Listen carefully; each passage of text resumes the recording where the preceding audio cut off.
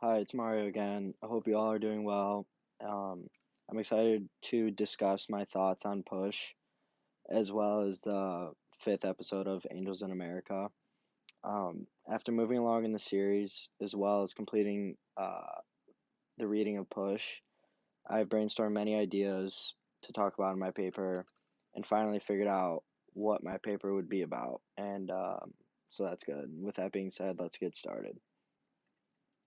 As the second to last episode of the first chapter season of Angels in America took off, yet again, um, another powerful scene between Joe and Lewis on the beach really caught my attention.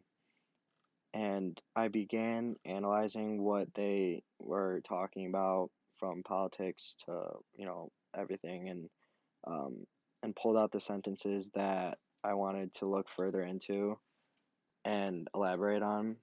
And so at one point, Lois Lewis stated that no one is happy, and I thought this was an interesting statement that said. And I mean, given the circumstances, Lewis is not in the best shape mentally and physically because of his current state, and because of that, he has a negative kind of outlook on the world. And I think that this is all connected with the fact that people who suffer from mental or physical illnesses, they're not receiving um, the support, the emotional support, um, and treatments necessary, which then ultimately leads to depressed views on life.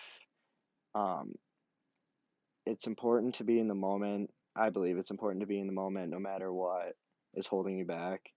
And as Lewis was analyzing what Joe has done in terms of, abandoning his family and such, he is still in awe because Joe appears to be a good man and he is free in essence, mentally. And with that being said, I think that people in life make decisions based off, if people in life make decisions based on what they feel is best for themselves in order to grow as a person, and they stick with it, even though it might be difficult, I believe that it'll help them in the long term, um, and it'll show like immense results in happiness. After completing Push, I actually found it to be really good, and but also really sensitive, as our professor warned us about.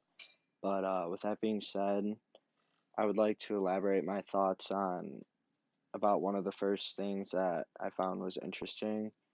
And the teacher, Mr. Witcher, I think that's how you say his name, said that requests, these are requests and these are requirements.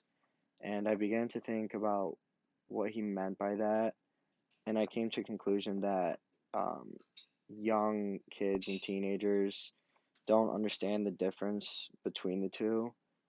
And I think bullying is a great example of this. Um, Administration and parents, for that matter, don't request that their children/students are nice to others and don't bully. It's a requirement that this should not occur.